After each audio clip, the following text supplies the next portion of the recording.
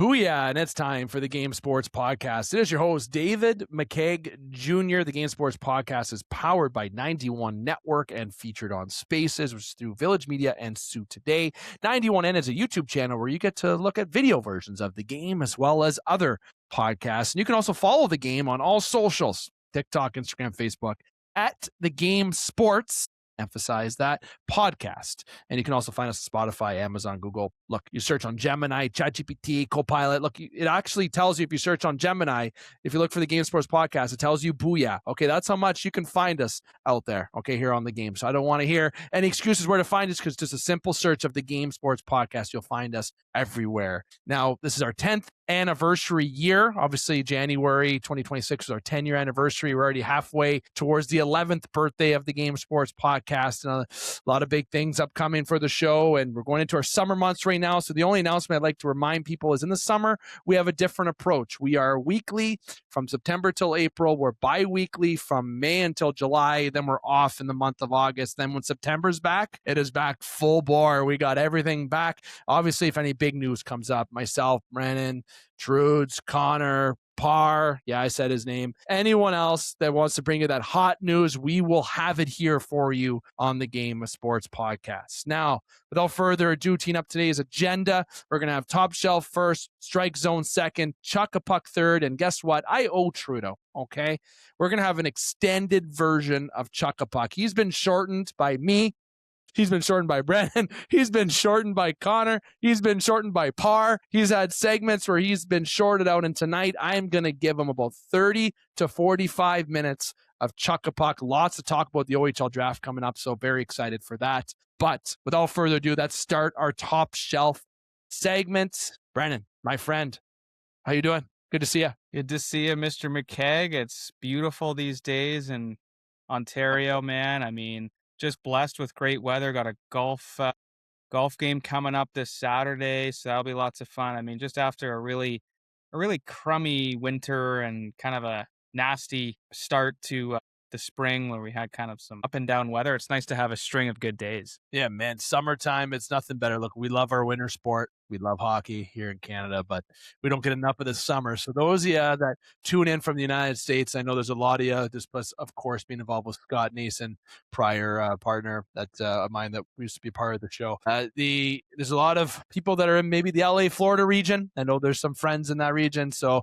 you get to have sunshine for the majority part of your calendar year, where in Canada, we spend 11 months basically in cold weather. Jokes aside, it's about 3 months of summer. And now with being in June, the first week in June, very excited. And next week, get to see the Jays, get to see some things. And, it's been some nice weather here in the Soo. And now we're talking golf. We got baseball still a lot, but there's still stuff on the ice that we have to address. And the NHL always has news, right? And there's a lot to get to. Okay, so before I get into that, I'm going to talk about some news that came up, and then we're going to dive right into the Stanley Cup final preview. So touching on that news, one thing, the NHL All-Star Game that's going to be changing. We're going to actually save that for a little piece of a segment. The format is changing. It's like they listen to our show, Brandon, to listen to me, you, and Parr in the past venting about that. So we're going to talk about that a little bit, so I'll save that. That is still a piece of news. I want to mess it off the hop. But the big news, I guess, from a news perspective, would be Vancouver's new bench boss. And if you listen to a previous TikTok with the Game Sports Podcast, I actually predicted Manny Malhotra. So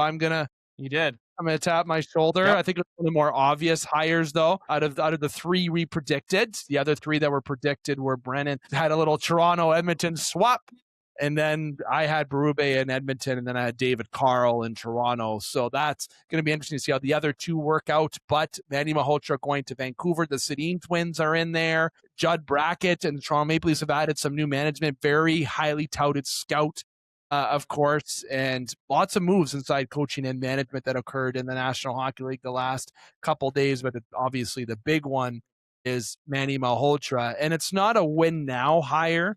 This Sedin and Malhotra signing and bring in is going to be a part of this new rebuild and new look of this Vancouver franchise. Manny Malhotra is a great coach, and I think Vancouver needs to do this as not a retool. It needs to be a full-scale rebuild and do it right, and I think they have the right people at the helm. I think you should be very excited if you are a Vancouver Canuck fan. But let me ask you this, as a Canuck fan, do you have the skin and the patience to be patient for another 5+ years to go through a full-scale rebuild? That's all I'll ask Vancouver fans. Brendan, what do you? Those fans are antsy, man. I mean, They might be more antsy than Toronto fans.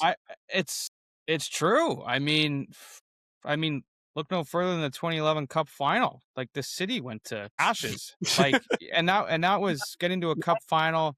You know, they blow a 2-0 series lead, but it was chaos in Vancouver. Now it's like we've been doo-doo for so long, and you know, Vancouver fans, like similar to Toronto, like they want to be in on things. They want to know what's happening. They don't want to be fed this wishy-washy nonsense. So, like you said, it's a lot to take on for Malhotra and company, but let's hope they make this a relatively swift rebuild and give Canucks fans what they deserve, Dave. I think they have to ship out Pedersen, Besser. I think and Demko. They have to ship out some guys, get some tools, and do this correctly. They got the right guys to do it. I think Vancouver should be excited. Toronto, different agenda. Now, speaking of Toronto, another hire, forgot to mention Freddie Hamilton is a part of the staff as well. A little bit of movement in Toronto the last few days, as well as Vancouver, but Edmonton is remaining nice and quiet right now on their end. They're waiting to see what's going on there for sure. So let's get to the main event, if you will. And usually I know the main event is like the last piece of the show. So I'm definitely changing the definition on main event right now. But we're going to get to the topic that's going to invade the majority of this segment, just given to ensure we get it in time. The Stanley Cup Finals, the one no one wanted. Maybe I'm the only one to say that, but Carolina Hurricanes and the Vegas Golden Knights. That's the Stanley Cup Finals that you get. And if you're a Toronto fan, it's Freddie Anderson against Mitch Marner. Shades of Phil Kessel when he won the Cup for his first year leaving Toronto. Will Mitch Marner do the same? Freddie Anderson didn't leave Toronto willingly. They let him go to free agency. So a little bit of a different exit for Freddie Anderson. So I think people probably know where my hat is cheering towards in this decision. But we're going to talk about that in predictions very shortly. But the Cup final, Brendan, you got the Hurricanes, you got the Golden Knights, you got the Storm, you got the Knights, you got the red and all this with the gold. You're gonna all these themes that you want to look at for this Stanley Cup final. What are your thoughts about it? Recap of the conference finals. I'm surprised Vegas beat Colorado, my man. Yeah, like a lot of people are saying that it's not really a sexy matchup. I think it's going to be great theater, to be honest. I mean, Vegas comes in, they just won it in 2023, and then you have Carolina who effectively walked to the Cup final. And you can argue that they had an easier path, probably one of the most smooth paths to the final you can get. I mean, sweeping Ottawa, sweeping Philly, dropping game one of the Canadiens, and then rhyming off 5 straight. This will be their most challenging test, right? And if you're Vegas, you know, Mammoth, Ducks, they're not going to roll over. It took them to 6 games. I think, you know, most of those games, not most, but a couple of those games were neck and neck in overtime. And then you get to the Avalanche series where you think Colorado's got this one. They won 82-0 in the regular season, and Vegas swept them into a dustbin. So here we are. I think if you're Carolina and Rod Brindamore, it's like, okay, this is our most challenging opponent, and they're gonna cause a lot of headaches, I think, for the Hurricanes. I will give the slight edge to Vegas. I think top to bottom, they're just a well-oiled machine. Carter Hart and Anderson, they're pretty fortunate to be well insulated with a great forward group and big-bodied defensemen. You know, it's going to be really tight. I could see it going 7 games, but I'm going to give the edge to Vegas. I feel like that's what's going to happen. I obviously want it to be Freddie and Jarvis. I love Seth Jarvis leading the way, and Carolina hoist the cup. Could have been a Leaf too. Could have been a Leaf. Patty Marleau. We wanted Patty Marleau. And, you know, it's going to be super tight, man. But I'm excited. I don't want to just say, you know, it's a lackluster matchup. I mean, you know, I think there could have been worse matchups. Obviously, I predicted Habs Vegas. That would have been get your popcorn out. Obviously, that's not happening.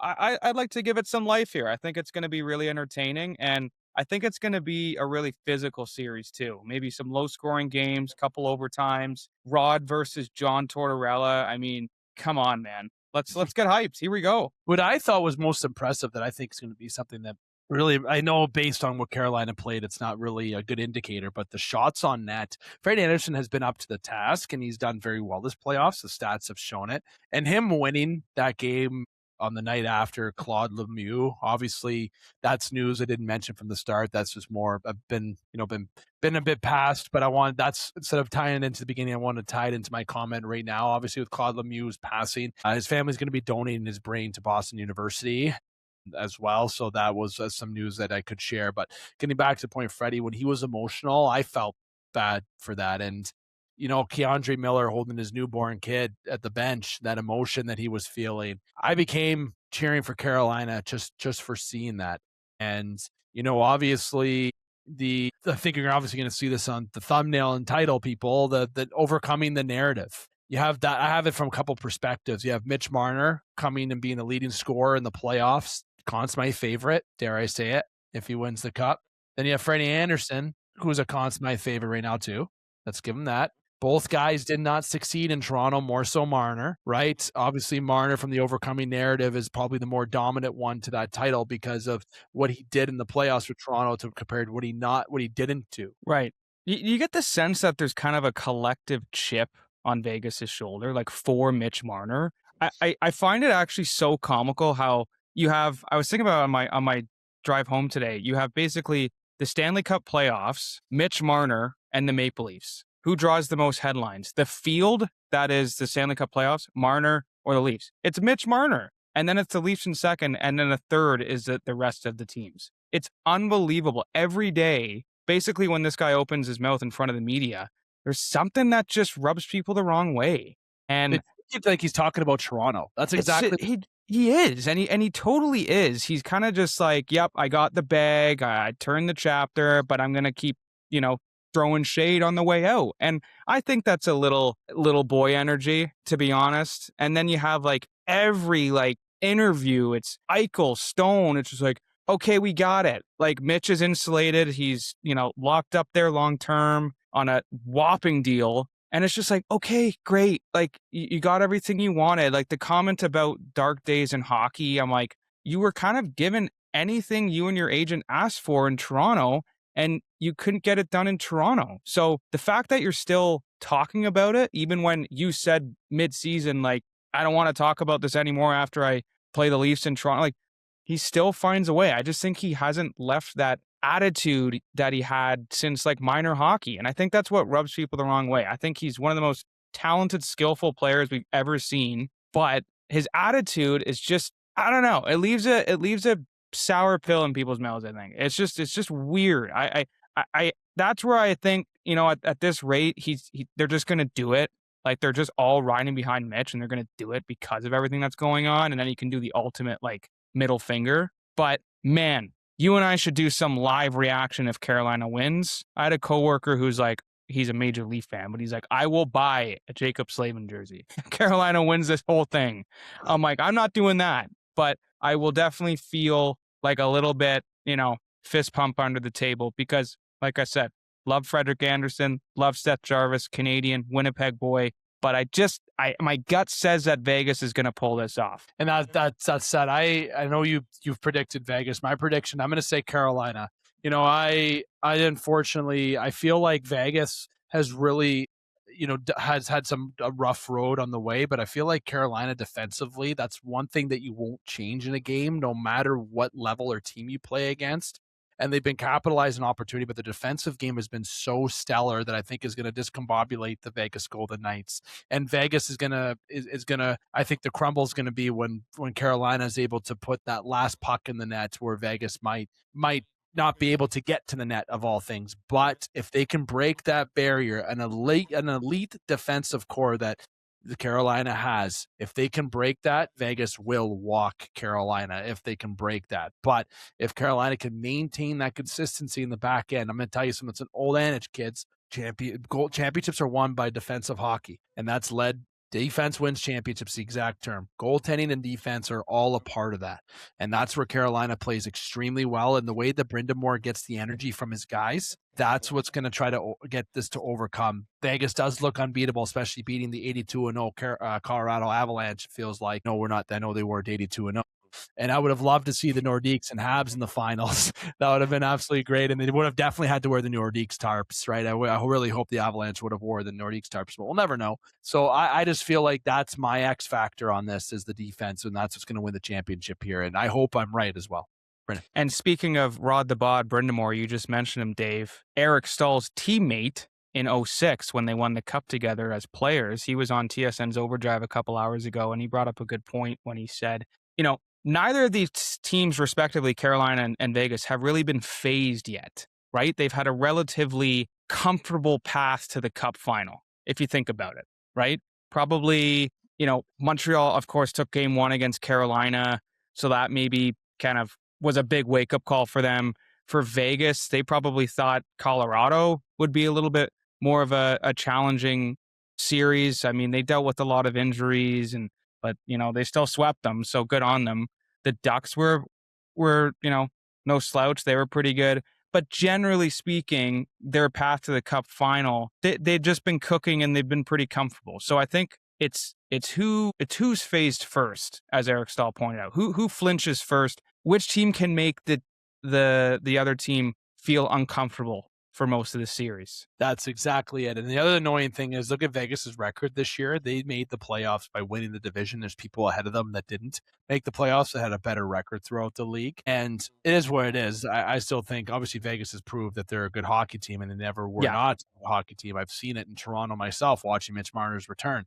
But you know what? This is also key determined right here about the standings that need to be altered back to what they were about 1 to 8 here. Okay, that's what will be my debate here. Would Vegas still be where they were if they had to do 1 to 8? And it's hard to argue no because of who they did have to beat along the way, notably the Colorado Avalanche. But a Colorado Avalanche team that struggled defensively and does not have strong goaltending in the playoffs. Okay, and Carter Hart is not Mr. Unstoppable, and I'm not a Carter Hart fan. Neither is Anderson. Like, I don't think these goaltenders have been, like, on paper, sure, but I don't think they've been like grand larceny where they're just like Dominic Hasek. You know what I mean? Like, you just haven't seen that. So I don't think that's really the dominating headline of the series. Dominator. That's a good reference. The Dominator. Yeah.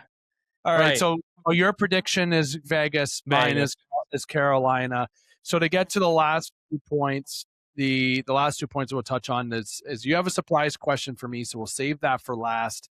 Then the other part that you had for me, or that I had for you, my apologies, was a dream scenario. Even though it's not a dream scenario, I wanted to be clear. I hope Toronto keeps Matthews, unless he doesn't want to be here. So put my fan hat on for you. Sounds like it. It sounds like it.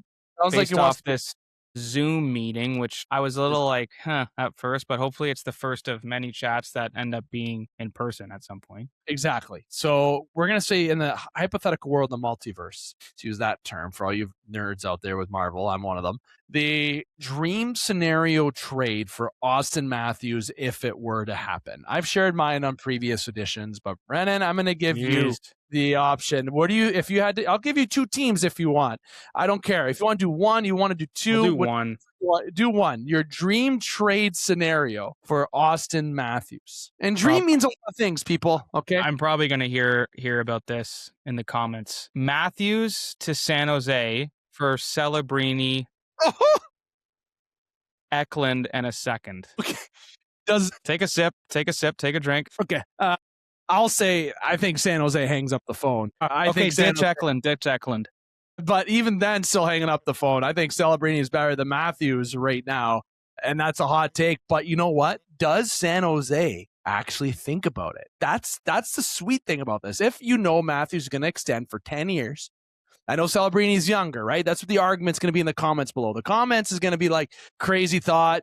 San Jose hang up the phone. There's going to be some of that chirp, and that's fine. And that's my first reaction is I'm hanging up the phone and chirping. Okay. Try not to be biased, people, about age. Okay. I know that's going to be a huge factor, but if Matthews is going to be there 10 years of a player that, has put up 60 goals, Matthews done, or Selby's done 115 points. That's a hot take, Brennan. That's a hot take. Like, would San Jose truly hang up the phone? I'm about to hear it in the comments, but Think about it. I'll say, and I'll just say my dream scenario, just to remind people, was trading him to San Jose if it were to be a trade for the second overall pick, which would be Ivan Stenberg, and then also adding Michael Misa and another first-round pick to that trade. Man, that Stenberg, sorry, he was a stud at the Worlds in Switzerland. Oh my God, man. He looked like he was 25 years old playing out there. Unbelievable. That kid is going to be NHL ready quickly. Another hot take, LA, Brent Clark, Byfield, 2 firsts and a second. Why not throw that in there? Let's get the people going and talking. Chirp Brennan, chirp me. Where do you think ultimately Matthews doesn't go anywhere? We'd like, I think, to keep him. If he doesn't want to be here, trade him. And it sounds like he's going to get traded. It's going to be to his Hollywood destination dream is where he's going to want to go, and let us know what you think below. Brennan, you had one question for me. We'll do that before we introduce Connor. Then we'll introduce Connor for our Strike Zone segment. Well, we were talking about the news that the NHL broke about the new format and updates for the All-Star weekend in 2027. So it's going to be kind of like Four Nations vibe. They should just call it something Four Nations like, not just the All-Star weekend, because I think that kind of like turns people the wrong way and forces them to turn off the TV. So let's call it something nations focused, no? Yeah. But thinking about, international tournaments, best on best, just watching the Worlds and seeing Canada fall in the Olympics and also their struggles at the World Juniors, I'm curious your take. Is this more about Canada just not as good as they once were, or there's just so much more parity now where Canada's like, holy smokes, okay, there's actually about 4 or 5 other teams that are ready to contend and are contending, actually, versus just it's USA and one other? That's such a good topic because it was dominated for Canada for so many years. But even before that, Canada, had some challenges against Czech. You could look at the United States, where didn't win a gold medal since 1980. So I still feel that Canada has to be respected as a top with the United States, but I think there's more parity, Brendan. I really think there's just more parity, that the countries are catching up to Canada. Like Norway is they knocked off Canada. People are catching up, but yeah, you're missing McKinnon, McDavid, and I understand those are valid points. Okay, those are valid points, but the team that Canada had still should have won. Still had Celebrini and Crosby. Yeah, you still had a good mix of guys. So I just think parity is occurring in the countries more. I still think Canada has the leg up. So Canada might be getting a bit worse while countries are catching up. But Canada is still the upper threshold. That's such a good question. And like you said, we did promise to talk about the NHL All-Star Weekend. The only thing we're going to touch on with that, so people don't think that we forgot it, was that they were changing their format. They're going to be having a Canada, US, World type approach to the All-Star game. It'll be a 3-on-3 format. I would love to know people's thoughts below on that. Truly, I think they should just get rid of the All-Star weekend all in general. Brendan, why don't you just call it like Nations Cup or something, or Nations just Championship, international tournaments, and don't let there be an All-Star game anymore. Just give the guys a break. I don't care about the All-Star format. I know they're trying something new, and this is just to try to get views, but I don't think it's going to be as successful as people think, unless people are going to be blocking shots and trying out there, which we know we will not see in an NHL All-Star game. Call it something where the nations are the focused. People will give a blank more. Love that. Brendan, great time. Top shelf. We're going to wrap up here, my friend. I appreciate it as always. And we'll be in touch in a couple weeks, my friend, if not sooner, of course, for any clip reactions, anything for the Stanley Cup Finals. All right, man. Cheers. Enjoy the Cup Final. Yeah, you too, man. All right. Without further ado, we are going to be bringing in Connor Henderson, the one and the only, the Rookie of the Year. If you know, people. Every time I say it, he's an absolute stud. I think I would rock a pitch off him, though, if he gave it to me. Up off the wall at Strathclyde, okay? It's a nice curveball down the pipe would be right to the wall at Strathclyde. But besides that, and jokes aside, he should be on the Pandas, not on the Cardinals if he did play. But we all know what he would do. If you know again. I'm sure some people in the Soo are getting laughs at that right now. Connor, my friend, good to see you. How you been? Good, Dave. How are you doing? I'm good. I'm sipping a beer. Stanley Cup Finals are starting tonight as we're recording. My team's not there, of course. It's been like that for the last 34 years. It's the Cup Final nobody wanted. But also this Blue Jays season to the start of the season has been something that nobody wants. The Tigers, I think it's almost fair to say the same.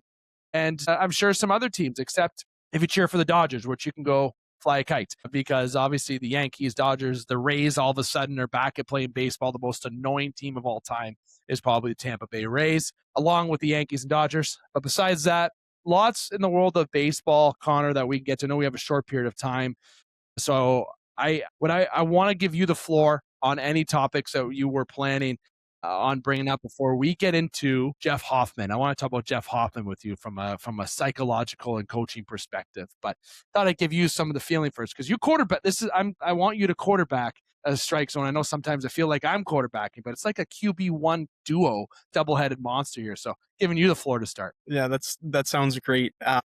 I mean, I think I'd be remiss if I didn't talk about how atrocious the Tigers are playing this year. And they've been riddled with a series of injuries, especially to their pitching staff. They've had about 4 or 5 starters on the DL at various points this year and for long stretches of that, including most notably Tarek Skubal, who recently went down with an injury, and he's been out for a little while, and he'll still be out for another month or two. One of the worst teams in baseball, but not only this season. If you stretch it back into last season and those final few months of the year, they were atrocious then too, and they barely squeaked in to the playoffs after blowing a huge lead that they had built up in the AL Central. Dave, it's looking atrocious there for the Tigers, and questions are circulating that, heck, if Kevin McGonigal, all-star rookie, and Riley Green, who's playing his best baseball of his career with an over 300 batting average in an era where no one hits 300 with power, if you have those guys playing all out and your team is still the worst in the league, what do you do to fix a mess like that? That's such a good question. You know what? I was reading an interesting article that was actually on MLB.com today. Yeah, really hot topic, people. But 10 big questions as the trade deadline season approaches. And on that headline, okay, there's 2 players from the teams that we cheer for. Tarek Skubal is on it, and then Vladimir Guerrero Jr. is on it. Now, Tarek Skubal's on there under the move category, and Vladimir's under can they make a run category. Okay. And the Blue Jays are in a lot different space of the Tigers. They've been able to maintain being in a wild card spot or in the playoff picture despite having 14 regular people out at one point in the season. Still missing Barger, still missing Kirk, Vladimir Guerrero Jr., who's had struggles, Springer's had struggles, Shane Bieber, who's been hurt, Cody Ponce, their big acquisition from, he was going to be exciting to watch this year. Scherzer's also been down, who would be a good 6th, 7th guy to be that bullpen day or to be that guy to really solidify. You've had struggles from the bullpen. The bullpen has blown over a dozen games already, which has been the tale of last year. So if you're talking about the Jays, will they make a run? I don't think people should worry about the Jays if you're a Jays fan yet by any means, because you're still within the picture. But as a Tigers fan, if you are one, as Connor mentioned, I think if you stay like this, the questions that you have to answer is, what does this team going to look like 1 to 3 years from now? Are these the guys that we want to keep? McGonigal, okay, maybe that's the guy that you keep. But Riley Green, is that somebody that's going to stay in the organization once his arbitration window is done?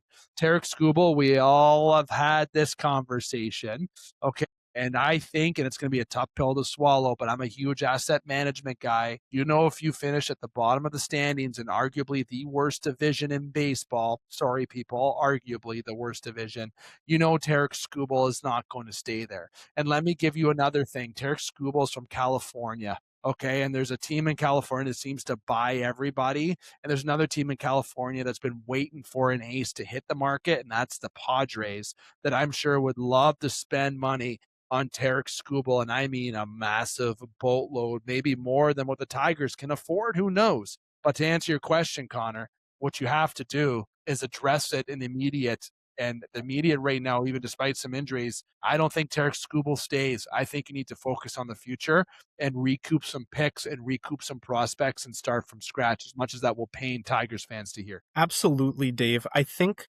one of the things that was a question mark heading into the year for Tigers fans was, do you move Skubal? I think with how terrible their record is, with no signs that it's going to turn the corner, they've answered that question for the fans. You absolutely have to move him, because even if you hold on to him, you're not looking like you're going to make the playoffs this year. And as silly as it sounds to say that 2 days into June or 3 days into June, when you shoot yourself in the foot at the beginning of the race, it's really hard to win it. So when you're dealing with that hanging over your head, and I think in the minority in the offseason saying trade Skubal based on what I had seen in the playoffs last year, most notably Skubal pulling himself from the playoff deciding game for the Tigers in the 6th inning, which for me told me, look, he was dialed in. I think he had 13 or 14 Ks, untouchable. And reports were that he was done, and 6 innings was enough for him in that moment. For me, when it mattered the most, that's all you're going to get is 6 innings in crunch time. It's good. It's not enough to warrant holding on to, and you can't really afford him anyway. So I say cut bait, look to trade, move on, and build the team around McGonigal going forward, who is one of the only. I think him and Vladdy Jr. In my understanding, are the only two prospects to have ever received an 80 grade from Baseball America in the last 10 years in terms of their hit tool. So when you're comparing Kevin McGonigal to the likes of a guy like Vladdy, who, while his power numbers aren't there this year, is one of the best hitters in the MLB and has been his entire tenure with the Jays. It's in really, really high regard, that hit tool for Kevin McGonigal. You got to build around him, say goodbye to Skubal, and look towards the future. Well, look at the Pirates, right? Look at the Rockies. Rockies are still in seller mode. They feel like they've been in seller mode since I was 12. I'm 34 people now, just to give you a little thing. But different stages of the rebuild. Look at the Nationals, Cardinals, White Sox. I mentioned some names on my notes here. Twins, Marlins, Angels. Free Trout. I've said this on the show for 3 years. Please, free Trout. Just don't go to the Dodgers or the Yankees, okay? Go to the Phillies, your team that you grew up cheering for. Send him to the Phillies. He'd look great with Bryce Harper and company there, and Don Mattingly and the crew in Philadelphia.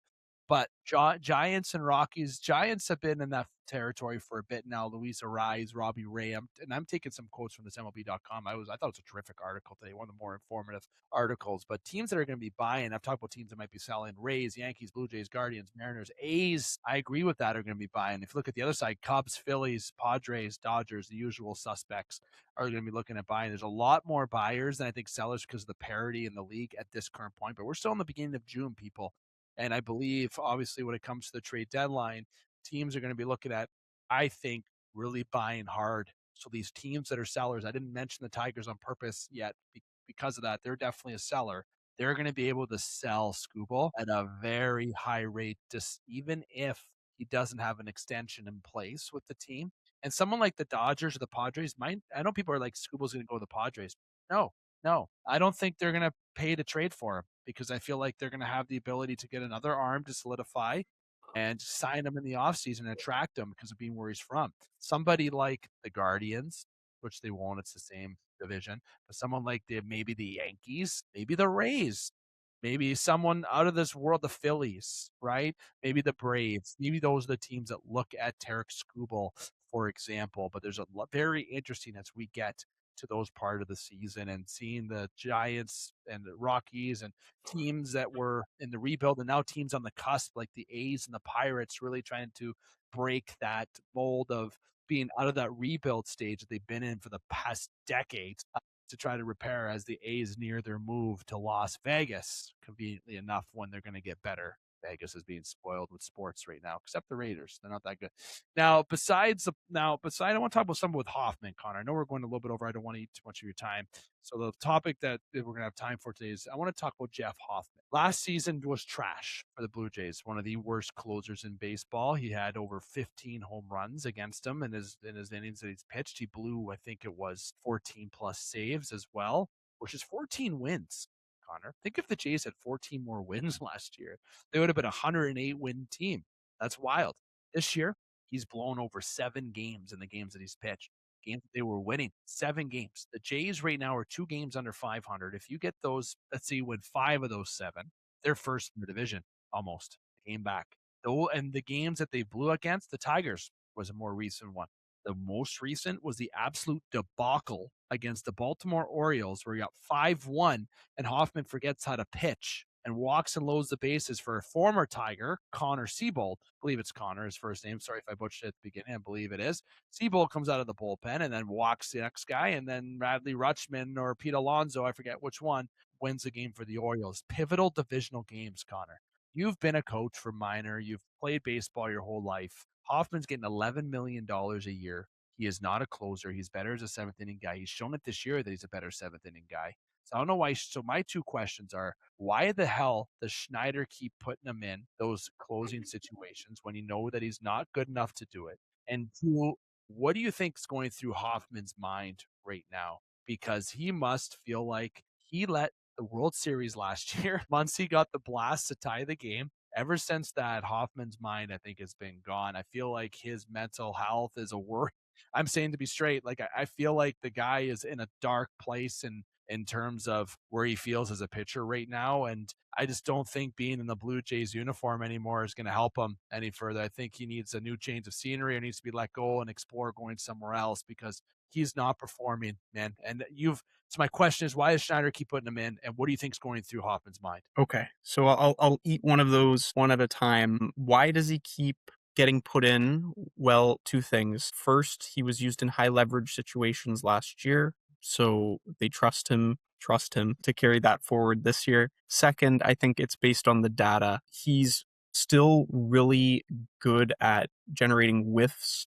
He has a good strikeout rate and a chase percentage, and his walks have even come down a bit, is my understanding. To put it all together, he has what's known as a incredibly high, the stat is called BAPIP. It's called a batting average on balls put in play. It's in part a luck stat, meaning that when a hitter makes contact, obviously there's defenders in the field, and as long as it's not a home run, defenders can field the ball. So when you make contact, your batting average on balls put in play is, presumably higher than your batting average, because if you take out strikeouts, it's going to be higher than your.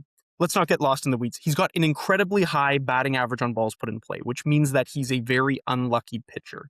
So unlucky that his actual ERA of +6 is almost double what Hoffman's expected ERA is. So there's data to support, is my understanding, that Hoffman actually might be one of the most unlucky pitchers in baseball right now. And if you take his whiff rate and his strikeout history, and the fact that for some reason every time somebody makes contact with one of his pitches, it's finding a hole, that sort of thing tends to smooth out over time, such that it's easy to expect and probably likely that his ERA will regress downward, not just because it's super high, but because he's been super unlucky. So that's probably what the Jays are thinking. They say, look, the results are bad. He's, I think, even hit batters in situations that were not great, and it's hard to defend. Should he be used in those high leverage situations? I mean, when you hear 14 blown saves, it's really hard to say that this guy's got the clutch gene, but I would certainly keep him in my bullpen, just not as a closer. I think he can do leverage situations in the middle of the game.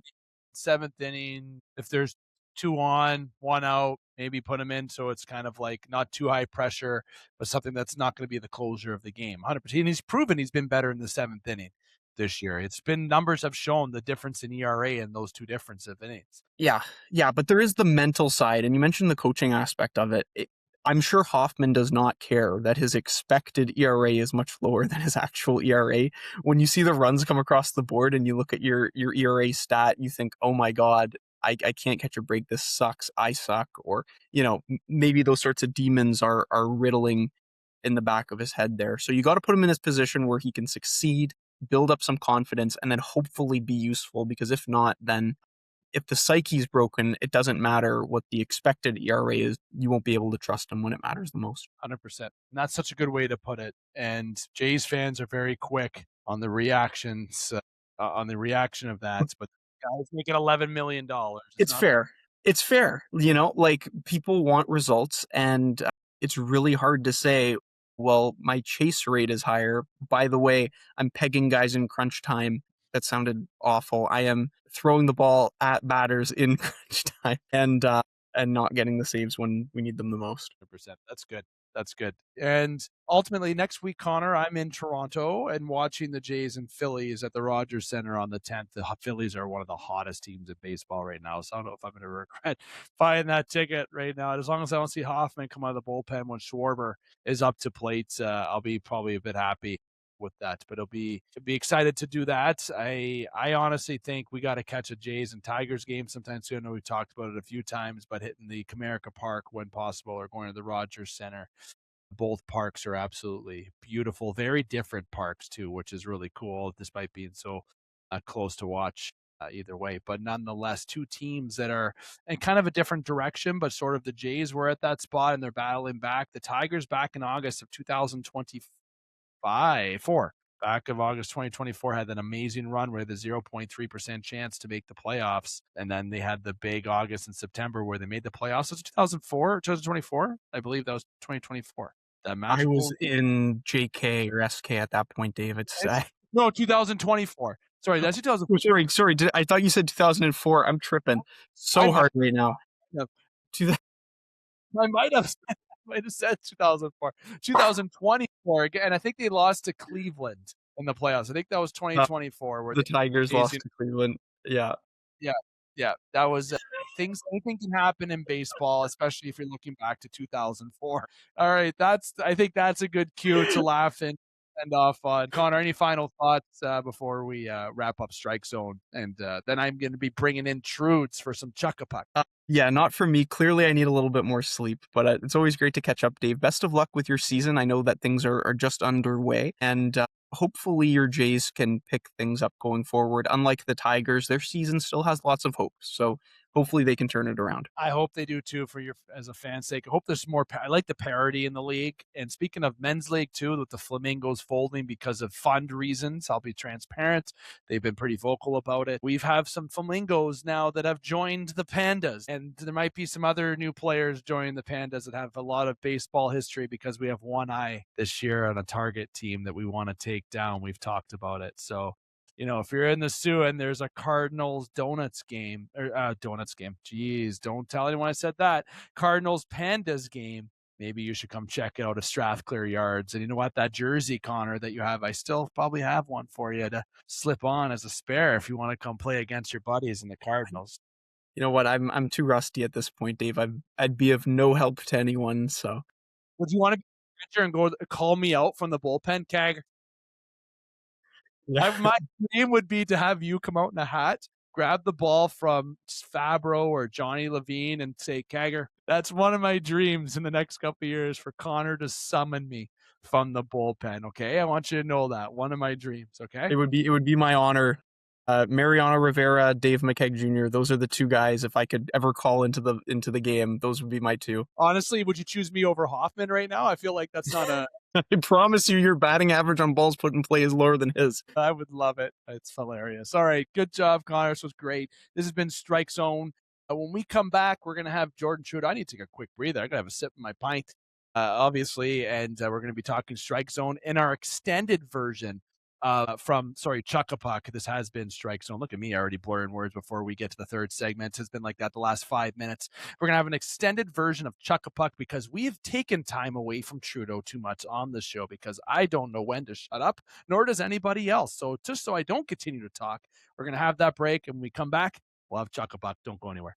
Welcome back to the Game Sports Podcast. Your host, David McCaig, to host you this evening. And you know what? It's bittersweet getting towards the end in the final segment of each show.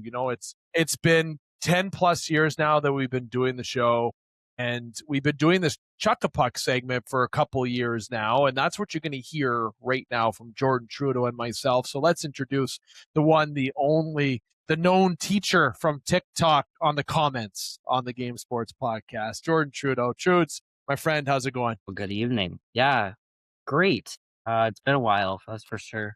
We've both been busy, so schedules haven't been lining up. So it's good to be back for a little bit here in the off season and get some off season. I'm not gonna lie. I've been doing Chuck-a-Puck independently for the past couple shows, and it's like looking over and you're in that Travolta meme, or you're trying to.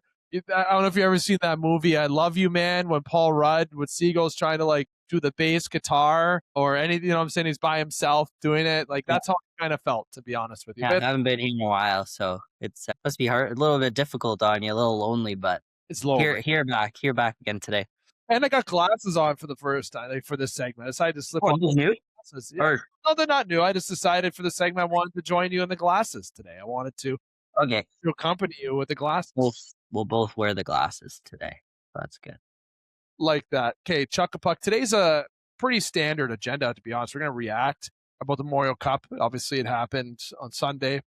If you watch the previous edition of the game, I did predict the winner of that. I thought it was the favorites were going to win, and they did. They were pretty dominant that entire tournament. Obviously, Sam O'Reilly knows how to play some hockey. Had a pretty impressive run. He won the trifecta, basically. If you know what the trifecta is, well, if you don't, you don't. You just won all the MVPs and the trophies that you can win. I'll keep it very simple for everybody out there, okay, without giving you too much of an expert analysis on that. It's pretty self-explanatory. Pretty great.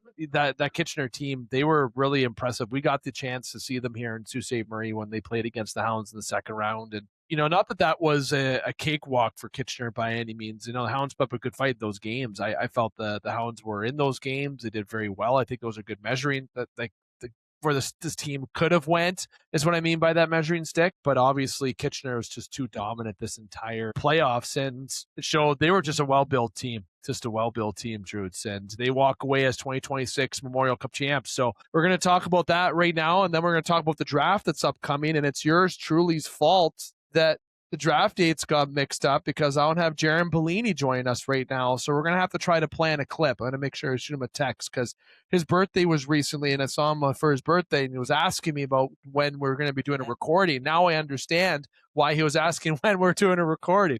But nonetheless, true, let's start with the Memorial Cup. Kitchener walks away as champs. What's your reaction with the Memorial Cup? What's your feedback about it? Any surprises? What some takeaways?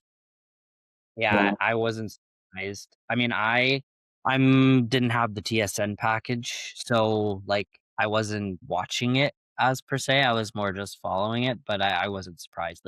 You look at this Kitchener team, and they're just a pretty dominant team. And when they came to the Soo, you really got to see Hounds fans really got to see their structure, how structured they were, their strong play in all zones, their ability to put the puck in the net against elite goaltending and capitalize on simple mistakes. And Kitchener was a team that didn't make many mistakes, and they made you pay for yours, especially Dylan Edwards. He was a force for the Kitchener Rangers in the playoffs and in the Memorial Cup. Really shows the importance of having a solid OA that has experience and time in the league that can really carry you and help carry your team. He didn't really carry them. I mean, their whole team was outstanding, but lead the packs as per se. Sam O'Reilly, Jared Woolley, two really, really solid pickups for this team. I mean, props to the GM, Mike McKenzie, props to the coach for getting this team as strong as they did. I didn't feel like they were their sharpest against the Greyhounds, even though they won in 5 games. When I watching them, I felt like there were stretches where the Greyhounds did have them, kind of in a bit of a situation. They gave them some fits, but I think they really got it figured out in the Windsor series when they beat them in 5 games. I think that's when everyone was like, oh, this team is real. This team is gonna probably win the rest of the way. And if we're being picky, I like to do usually. The Kitchener Rangers only lost 2 games all postseason, Memorial Cup included, and the Greyhounds were one of those games. So, I guess it's just more of a little soft pat in the back. But, to those Greyhound players, that is an achievement. And they probably could have had another victory or 2. So, you look back on it, it was a good series. It was a good experience. And yeah, Kitchener wins the Memorial Cup. I was keeping tabs on Landon DuPont. If you don't know who he is, you certainly will in the upcoming years. He's the projected first overall pick. He had nearly a point per game for Everett as an underage defenseman last year, and he got them to the. He was on the team that got the Memorial Cup this year, and they ended up losing to Kitchener in the final. But as an underage defenseman, 6 points in 4 games at a Memorial Cup championship. Well, as a rookie defenseman, sorry, not an underage anymore. As a rookie defenseman, that's pretty impressive. So, Cale Makar in the make. He'll be a name to look forward to in the upcoming NHL prospect pool and draft. So, yeah, now we head into the offseason draft where the Greyhounds have some work to do. They got some draft capital to recoup now in these next coming years. So, there was an interesting article. I don't know if you saw it, Dave, on the Sioux Star. Jansen Dench, pronouncing that correctly, I hope. Great, outstanding work he's done over the past couple of years that he's been covering this team. And he talks to Tim Lukenda, and he confirmed a few things, and he gave us a little bit of excitement on some new arena upgrades that they're trying to work out and a potential Memorial Cup bid in 2030. So things to look forward to as a Greyhound fan, hopefully. Yeah, you know what? The draft is where to start. And the only thing that I'll go back to with the Memorial Cup quickly is that I was looking for some reaction fuel, and I had a little note for myself where you got Jordan Turgenet, of course, stomped on Christian Humphreys with a skate blade. Apparently, that happened.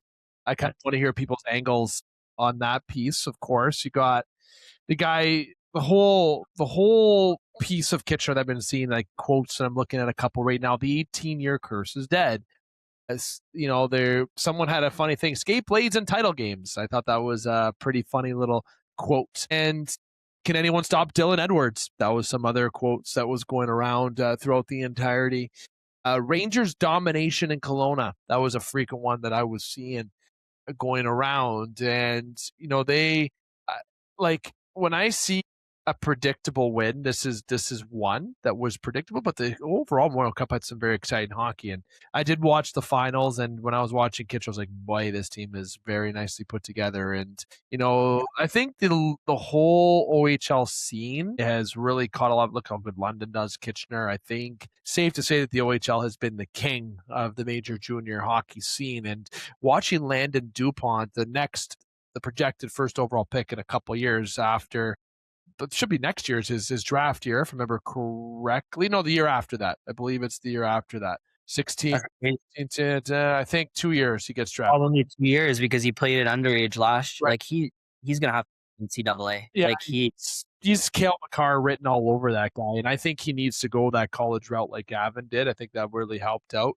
Gavin, and we know where Gavin might be playing this year. Well, early prediction, but have we talked about that? Have we? I think I texted you, eh? We will. We're going to go to that. Yeah, we'll do that. I'll give you a couple minutes to vent about that. But overall, the Memorial Cup was, I think, pretty good hockey, but it was the favorite team throughout that. And honestly, the whole skate blade, it's just always storylines in hockey. People, keep your skates on your feet, okay? Just keep it down on the ground. It's so dangerous, right? What are you doing? It's a knife. Yeah, at that point, like, you know, you especially in a playoff series, like if you're playing 7 games, as anyone knows that's played the game, you get into a big rivalry. But at the end of the day, we don't want anybody to get hurt, right? Like I don't think anybody wants to see that. So yeah, that was kind of a shocker. Yeah. But he did get the right punishment, right? He got kicked out of the tournament. So yeah, he got the right piece. And you know what? Like I'm good to see a little, you know what I'm saying? A couple get in there, you know. There was a fair share. Yeah.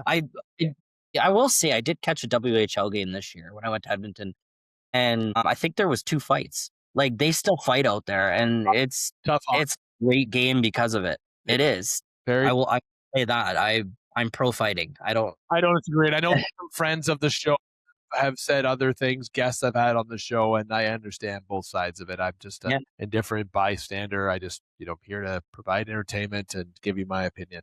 Same with Trude's. Now, draft. Kind of feels weird. I only did it 1 year with Bells, but I feel bad that I didn't plan this properly. So I was sorry to Jaron Bellini, who I know is a listener of this show, and we're going to make up for it with a clip. Like I said, I want to remind listeners, so you kind of just make sure you keep an eye on that clip on our TikTok channel. Bells picked, Jaron Bellini picked who the Hounds were going to pick last year. Okay, Soo fans, all right? And he picked very good in that draft. You and him both picked pretty good in that. I know Bells had a better percentage than both of us, I believe, when I looked back a few months ago. But Bells knows his stuff. He's scouting, he knows. And for those who want to know who you think your team's getting, you might want to know. Now, I will say something. I think this is the perfect time to say it before we talk about the Hounds. There's a very good name in this upcoming draft coming up, and he's a 6'2" defenseman. Okay, he's a little skinny right now. He's got some meat to grow, but he's only 16 years old. Okay, give him some pasta, give him some steak, some burgers, and get him back into the gym. Joking if he listens, that'd be hilarious. But Nixon McCaig is a draft prospect in the OHL, ready to go 31st in the draft. And everyone knows I love a big defenseman, somebody who's a stay-at-home mobile defenseman that can get it done. I would love to see the Hounds get into that, but the Hounds are not picking around that point. So I don't think they're going to be able to get him. But the best name in the draft, I'm going to have to go with Nixon McCaig. Okay, I don't care about the other cool Kane, Kluche, all these other cool names that are out there. Nah, Nixon McCaig is my guy this year, going 31st overall in the OHL draft. But jokes aside, Trude, sorry, I know you wanted to mention something there. No, I was gonna say, I wonder why he's your favorite pick in the draft. Right? I don't know. I gotta see if he's a relative. Okay, he's from Oakville. You could take some credit there, maybe. You know, maybe some bloodline. You know who I'm gonna pay attention to because it makes me feel really old is Colin Kennedy. That is Craig Hartsburg's grandson, and we used to sit like side by side when Craig had season tickets to the. He might have been coaching at that point. He might have been coaching the team. Regardless, his wife Peggy, and her parents were longtime friends of mine. Our season tickets were right beside each other's. So when I was young, I remember. So it would be Colin's grandpa. He would bring me like huge chocolate bars all the time. So I was really into that. So for him, like I remember when obviously I didn't really interact with him a lot, just kind of in passing and just having the tickets beside each other. But it's the old adult thing, right? Like, oh, I'm getting so old now because I remember you when you were a kid, just like this tall. Like, but it's true. So Colin Kennedy is a name, and I hear he's outstanding for Detroit Little Caesars. So should he choose the OHL route, I don't think he'll be there for the Greyhounds to take at 12, even though that would be amazing to have Craig Hartsburg's grandson on the team, as well as hopefully Trevor Daley's son next year. Yeah, that name's coming too. Yeah, I mean, what's cool about the OHL draft too this year, it's kind of like an experience now. So they've chose Kingston as the venue, the Slush Puppy Place, I believe it's called, and they're kind of having like a real live in-person draft when it's just always usually been online. So we're going to see how that works out. That's kind of cool for the kids, like give them like little, almost like, yeah. Little draft day experience and go there with your family and get called. Like, that's pretty cool. Like, I don't know. I dig that. I don't know why they never did that. Like, obviously a lot of friends I've seen get drafted. A friend of mine, very close friend, Zach Turquato, obviously getting drafted 3rd overall. Saginaw was, a big deal. And some of these guys that have went higher up and got drafted, it was always such a great little story locally for them. And having that draft, no matter what you go in, is such a good opportunity. And, when you look at these young kids now, we're much more in the future. Everyone getting drafted is the 2010 birth year right now that's getting drafted. And I'm a 91, just to share to anybody. I know if anyone's older, I know there's listeners that are older just from our previous fans. And I don't mean that but when people say you get older, things happen. It's quickly you feel old just by looking at that. And bringing up that Kennedy story is absolutely unbelievable. It's that's just full circle. And, there is one name that has really been one that I've heard frequently from, and it's not from Jaron Bellini either. But one name was Roman Vaneker, was one name that I've been hearing a lot of. He played in Brantford for the 99ers, had a very impressive year. He had just around 70 points. I'm actually looking at his stats right now. Had a very impressive year with somebody who was pretty highly rated, like who feel they might be one of those blue, like diamond in the rough. Sorry, I don't know why I said blue, but diamond in the rough picks. But obviously, Kane Kluche is someone who a lot of people are looking at, and Tanner Adams is apparently the number 1 overall selection. That seems it's going to be going playing out of Hill Academy as 88. But there's a lot of good names, and there's some good players. Like you have someone like Max Franzen, who's played about 69 games this year and got 89 points. A lot of hockey this year this kid has played. A lot of improvement, a lot of room to improve. So I was really attracted to the amount of games that someone like Max was playing, and these guys that were kind of in the second round tier going into the season. But now Roman has, I guess, really skyrocketed his draft stock is the word I'm looking for. And then obviously Evan Bannister, another name I've heard about for a few reasons. And the other name besides, of course, Nixon McCaig being up there, someone I just saw today, somebody who has been actually rated to me, who's played for the London Junior Knights, is Finley Butler, was another one that I've heard about. So Finley Butler and also Roman. When you look at Roman, Not Roman Reigns. He's not your tribal chief. You're not going to be able to acknowledge him if you know, but hear things in the background there. Like I was looking at his stats, and it seems that what he really improved on was his 200-foot game and his vision on the ice in terms of playmaking ability and actually shooting the puck, which is very important. If you can learn that at a young age. So definitely some names to hear about, especially around that 12 area if you're for the Sault Ste. Marie Greyhounds.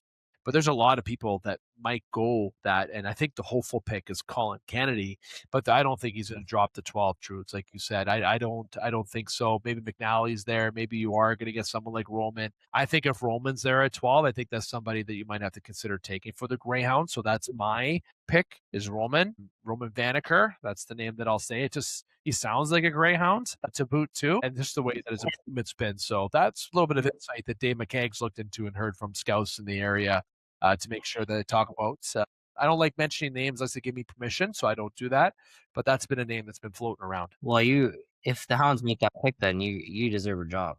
So I don't know about that. I'll stick it behind the microphone. I like Roman Vaneker's brother Merrick played for the Bulldogs this year. Merrick Vaneker, and he had a very good year. I believe he's a first rounder to Chicago, and he was a name that popped up a lot, especially playing for Brantford. So I mean, when there's bloodline, it's probably a safe investment. On the 2 mock drafts I have up, it's funny, the 2 mock drafts that I have up on Twitter, the top 5 well, I think one's from April, one's more recent. So the top 10 is pretty much the same, but the top 5 is kind of like wish-washy. So it'll be interesting to see. I thought but both of them have Landon Rolston as the Greyhounds pick. He's a 16-year-old from Vaughan. He's from Oakville. 6'2", 187. At 16, and that Finley Butler that you mentioned, 6'5", 212. It's 15 years old. Like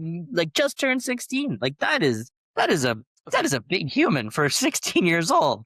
And the thing is, with all these kids that are coming up, they've all been trained in elite skating. So the thing that we're evolving to now is, whereas we had the Mitch Marners and the Cole Caulfields and, those type of players, the small guy that can skate, the small playmaker that can outskate everybody. Now we're seeing a shift where they're big and they can skate, and it's scary, right? Because they have the same elite abilities as a Mitch Marner, as even like a Connor McDavid. I don't think he's not a big guy, right? He's not.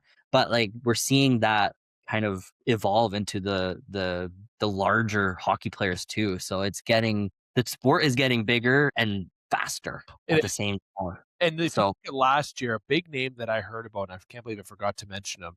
I'll make sure I do that right now. Is Cash, and I've heard different ways to pronounce his last name. So I'm going to go by Waja. That's the one that I've heard is Cash Waja. I heard again, if I'm wrong, correct me if I'm wrong. People below, it's totally fine. I'm not 8-9 range. Yeah. He's 63 points in 31 games, and this was somebody that was a top 3 projected pick at the beginning of the season, is what I've been told. And he's dropped down, and accuracy not verified with that, just basic conversation. The same scout told me about Finley Butler, told me about Roman, told me about Cash, and no, again, it's not Jaron Bellini. Just a friend of a friend. And again, if I could say his name, I didn't shoot him a text before the show. I'm sure he wouldn't mind, but I'm not going to say anything just in case he's, never know. So Cash is somebody where he said that he should be going top 3. He said his top 3 should be Tanner Adams, Kane Kluche, and Cash Waja should be his top 3 picks. And when I look at Cash, I've looked into a couple other scouts and talked to some that we know, and they've given credit to Cash, but a lot of them have said he's dropped out of the top 5 into that 6 to 10 area. So I sit here saying that the Hounds, should get Colin Kennedy. They should, depend on where they are. But let's say Cash and Colin and Roman are available. I know you're not going to like this, but I think you got to take Cash at 12. This kid's impressive. Colin Kennedy's obviously really good.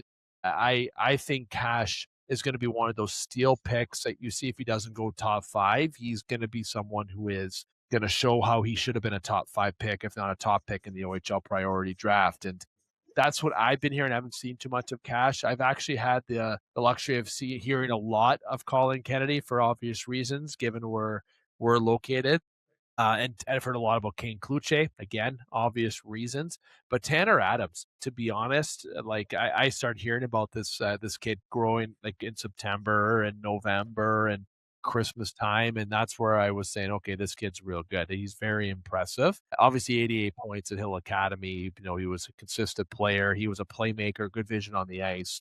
So someone did ask me, Dave, who you think is going to be your top 5? I'm not going to sit here and say that I memorized the top 10. So based on getting a bit more research, if I had to give you an overall selection pick, which I'm going to do, you got Oshawa, Erie, Brampton, Sarnia, and Sudbury in your top 5. And to give a top 5, I'm going to say Tanner is going to go 1. I'm going to say, so Tanner Adams. Kane Kluche is going to go 2. I'm going to say 3 is going to be Adrian Earl. Again, is it Skrull? I must be pronouncing his name incorrectly. With the 4th overall pick, I'm going to go with Logan Prodholm from Upper Canadian College. And then for the 5th overall pick, I think it's going to be Cash Waja, and that's going to make Argent drop down to 6 and so on. So that's my top 5 for this upcoming draft out of the homework that I have done. And at 12, as much as I think it would be Colin Kennedy for the Soo Greyhounds, it's not going to be anybody from the Soo. My apologies. Nor is it going to be Nixon McCaig. Sorry, he'll be there, but he ain't going to pick him at that point. It's going to be Roman Vanacker, I think, is what the Hounds are going to be looking at taking. So those are predictions for the top 5 in the Greyhounds. Trudes, I didn't plan to ask you that. I just went to say that sporadically. So if you want to give your top 5, giving the floor to you. This segment, you're the main quarterback. I know sometimes I hijack it and talk, but you're the quarterback. So give us your predictions.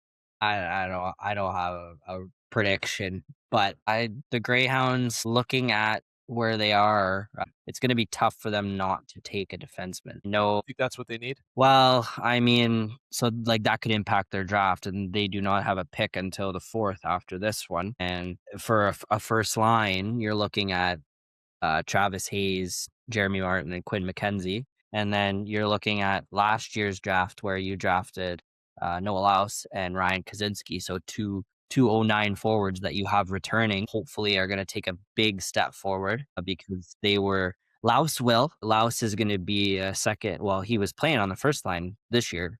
Like he was outstanding as a 16-year-old. So hopefully Kaczynski can also, take his game to the next level, being a first round pick. He does have the skill. It's there. It has to like blossom a little bit. So, I mean, with your 209 first rounders, hopefully adding Trevor Daley, I mean, you're in a position right now where you're losing Chase Reed. You're probably going to lose Callum Croskrey. You need to fill a void back there. So get a little. Let's try to get a little Lane Hudson. I love that action there from the Canadians in the playoffs. That would be nice. A little Lane Hudson carbon copy. So whoever displays that, I'll have to do some research. But that's what I would be going into it looking for. I'm looking at a strong forward core coming back and returning, and obviously some options to trade away, like some really solid options, to some forward options there to deal for more picks, but more on that in the future. So I'm looking at a thin defense depth chart right now that you're going to want a high potential player to fill. So out of the draft, you're looking from that range from between 8 to 15. You're looking at, from the projections, you're looking at Max Franzen is one. Yeah. Declan McNally is another one. Jaden LaCastro would be another pick. And maybe Ryan Boria. And out of that, the only person that I've been able to get some feedback on is Jaden LaCastro, who has, from what I've been told, more of an offensive mindset. And you can see that just in his points. He was a point a game almost as a defenseman for the Toronto Marlborough. So I think maybe if that is the case, maybe that's something the Hounds have to look at. But I haven't gotten the necessary research on Max and Declan. Obviously, Max played a shit ton. There's my swear of the day of hockey this year, 69 games played this year for Max. So a lot of hockey this year, and it makes you wonder to get that many defense. Sorry, Dave. Some of them, like I know some. Are you looking on Elite Prospect? Sometimes games aren't recorded. Website from the consensus OHL site. Yeah, they register games. It could be tournaments include like Tanner Adams, 52 games. Okay. Logan Prodholm for Upper Canada College played 69 games as well. He's on the same team as Max is. So Don Mills only played 29 games based on this. Could have been injuries, right? There's a lot of factors that we don't know, but the average that players play is 30 to 35 games. Yeah. It's the norm. But It could be a little bit different for Upper Canada College. I'm not too sure what the difference may be there, but nonetheless, I have the only one that I can really say that where the Hounds are is Jaden LeCastro, which has been a smooth skating defenseman, has good offensive vision, is all I've heard. I've gotten some lowdown about the top 20, but nothing too crazy. I definitely got to look into Nixon McCaig a little bit more. This guy might have a new fan, some creep entering his DM saying, "Hey, you're welcome." Okay, you're welcome. Okay. Jokes aside, Get you some. Get if the Hounds like trade or get or something like that, you some exposure here. it's never gonna end. The poor kid's gonna come to Soo and want. They end up picking him.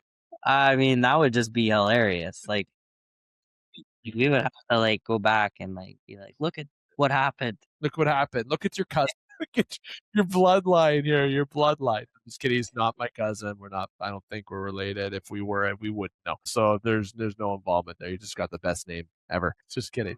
So, Trudes, any final thoughts about this upcoming draft or the Hounds overall this offseason, what they could focus on we'll stick to the Hounds a little bit. We've talked the draft. Before we close out, we'll do a little love to the Hounds here a little bit more. Is there something you hope that the Hounds do this year? The coaching search is still ongoing. I've already made my prediction that I think they're looking at Kitchener's assistant. I thought that would one to be off the board to take for them. And interesting because how he could dive into the head coaching realm. I know there's a lot of favorites for this job. Jordan Smith, list goes on. We've talked about this. Anything about the Hounds you want to share before we transition to a little fun topic for a few minutes before we wrap up? Yeah, I think it's going to be, can they keep their 19-year-olds to use to refill some cupboards, right? So we saw Chase Reed is committed to Michigan State, which is that's not a surprise. That's nothing like out of the ordinary. Jordan Sharon announced his commitment for the year after. So he's committed for 27-28.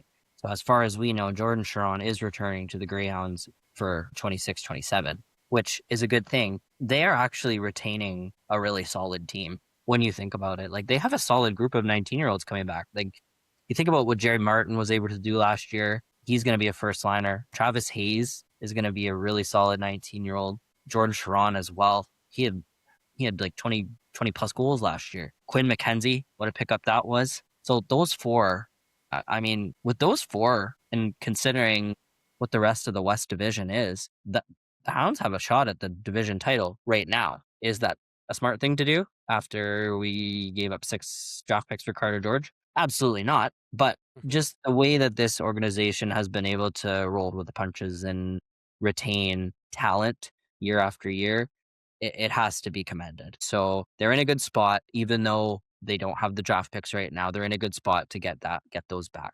So they need to be looking into that. That will be closer to the winter. I think in the off season, you're looking at how you can make your team better for the next 3 years. Obviously, Colin Fitzgerald's coming back. Callum Croskery. Can we get Callum to, delay his commitment? Like how can we deal with the NCAA and getting players to come here and keeping them here so that, we can win, or we can Win an OHL championship. win an OHL championship. Attract team to So whether that's attracting younger, better talent that's going to not be here as long, or attracting talent that you can develop, that'll play here, maybe not as high end, but will remain here and kind of be like that, end up being that Dylan Edwards type of player, which is great very, very important when you get down to the thick of it. So yeah, it's going to be about the future, the next year or two, I would say. Before you hopefully see a Memorial Cup bid for 2030 for the Soo Greyhounds. That, I'm interested to see what these arena upgrades would be. And to be honest, I've been quite transparent. This is a whole, I know we're already a bit over time here, which is totally okay. When we record bi-weekly, our threshold's an hour and a half, listeners. You know this, okay? So I give myself that hour and a half threshold. So I've talked about the arena, opportunities right from the start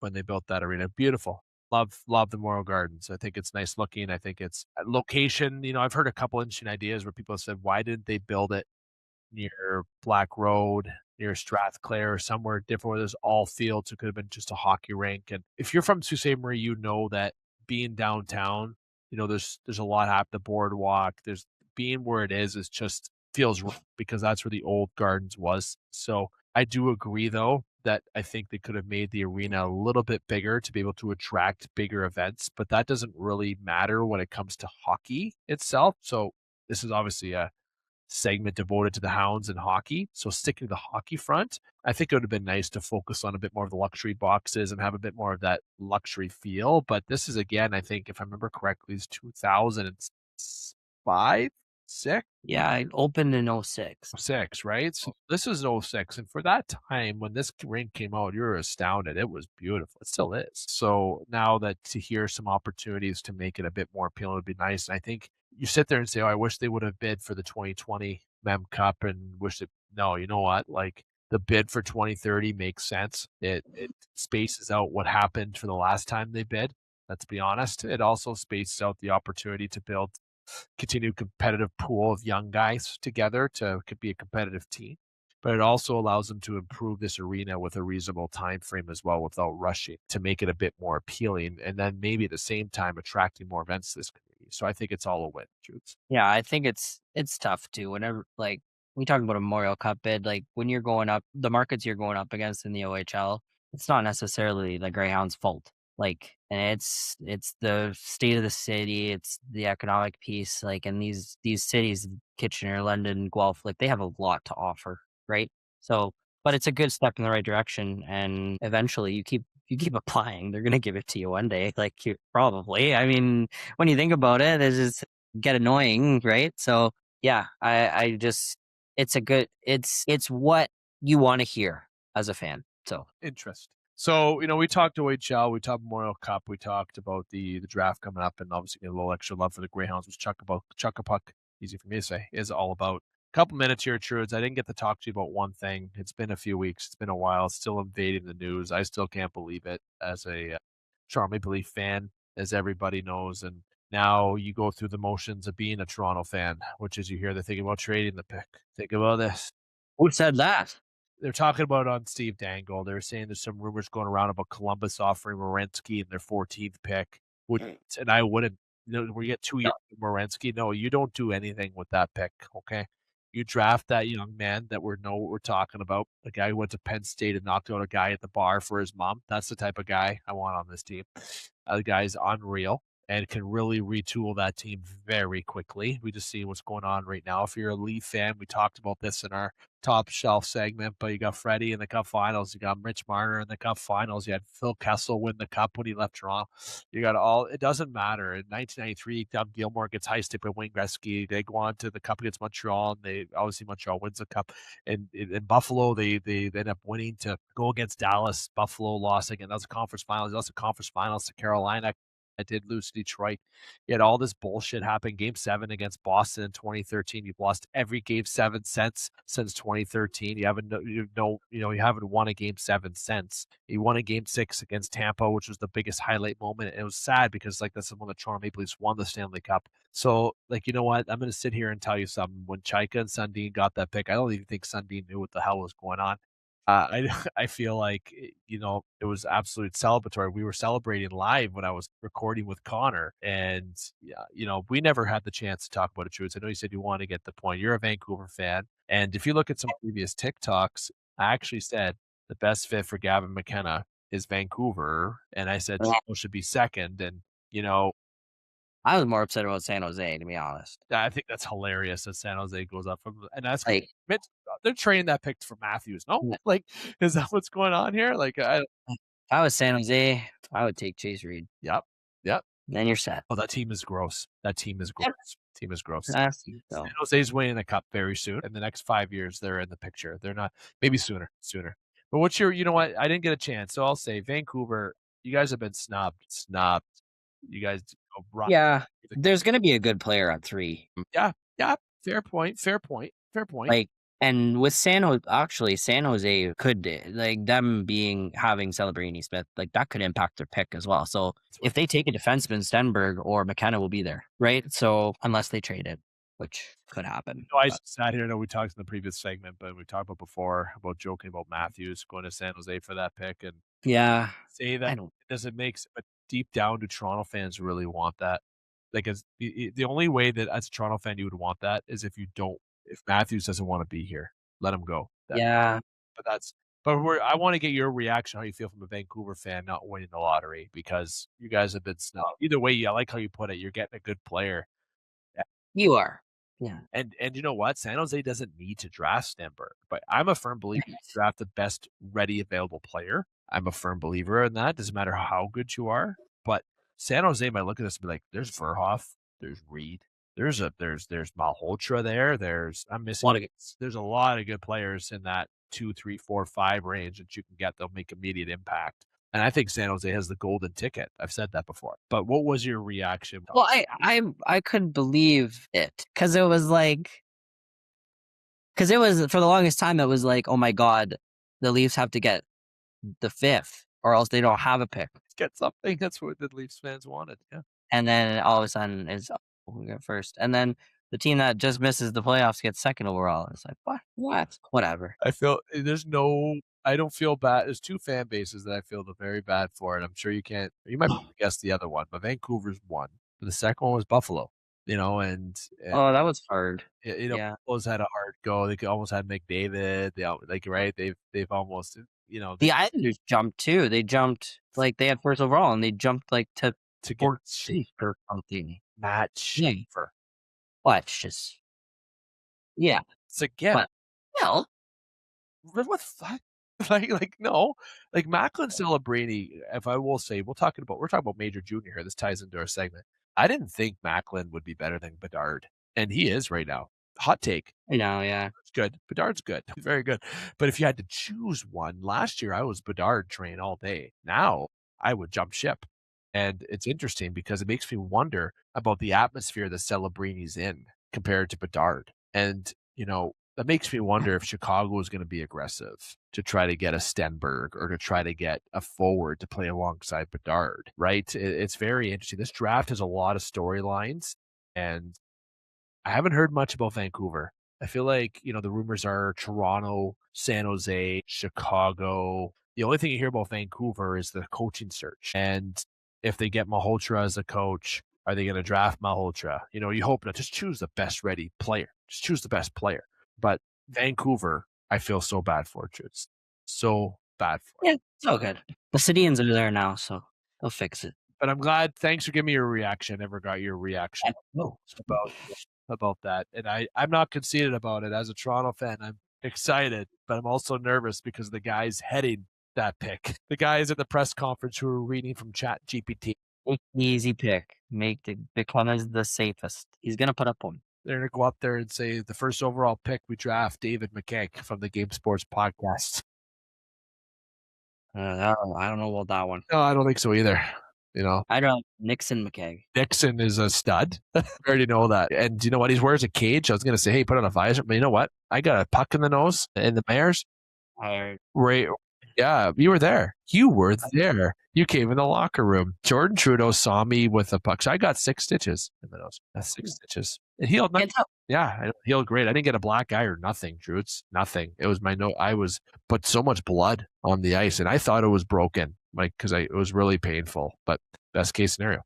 But hey, we've had fun this 45 minutes, a little extra. That's okay. I'm hitting the hour-and-a-half threshold now on the show, so I got to make sure that I start wrapping it up and keeping my promise. That's how much time extra I had between the last couple segments because we were staying on point. I wanted to give you time. I owe you so much time this year because where I've cut you, and now you know what? Because we had to cut off and change because it's Glasgow Conference. We've made it up on this segment here today. Yeah, we made it all up. We're all caught up. Trudes, my friend, thank you very much. We'll be in touch. We'll do a little clip for the draft if we can arrange that. And, for the summer, we only got maybe one more in the pocket left before maybe 2, depending on what happens after the draft and whatnot, but before next season. So won't say goodbye to Chuck-a-Puck yet for the season. We still got another one to go, but I want to say thanks for taking the time as always, my friend. As always, go Hounds, go. Go Hounds. See you next time, Trudes. And that's been Jordan Trudeau, and I want to say thank you to everyone who's joined on the Game Sports podcast here tonight. Obviously, Brendan McCarthy, Connor Henderson, and obviously Jordan Trudeau, who has just signed off. And to you, the viewers, the listeners, all that for the Game Sports podcast. Those who are on TikTok, Facebook, Instagram, all at the Game Sports podcast. Podbean, all the platforms that we're on, guys. Either way, very much appreciate how you've been a part of this run for the past 10 years and many more to go. Here's to many more to go is what I should say. But we hope you've been enjoying this show. We hope you have been enjoying the content. And as I talked about at the beginning, we will be having a Nick Laporte upload within the next week. And also within the next couple of weeks, we'll have the Jordan Owens episode. We appreciate everyone's patience with that, as I did promote that on previous episodes. Yours truly has been behind on productions. I don't have Jerry Rollinson, my usual production student who I had all season, be able to get all that uploaded and done for me, and, being a dad, etc. Right? So we'll have those special edition uploads coming, and we got a lot more coming this summer. I've already been planning with about 6 guests that I've been talking to on social media and through text message to get some more shows up until the fall. So we hope that those can get planned for you to enjoy.